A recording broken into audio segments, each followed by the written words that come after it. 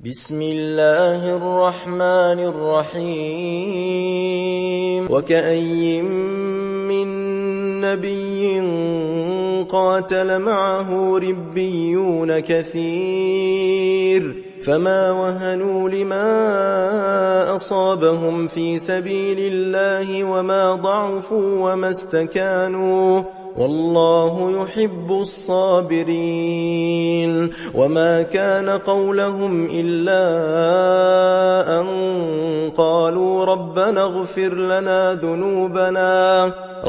اغفر لنا ذنوبنا وإسرافنا في أمرنا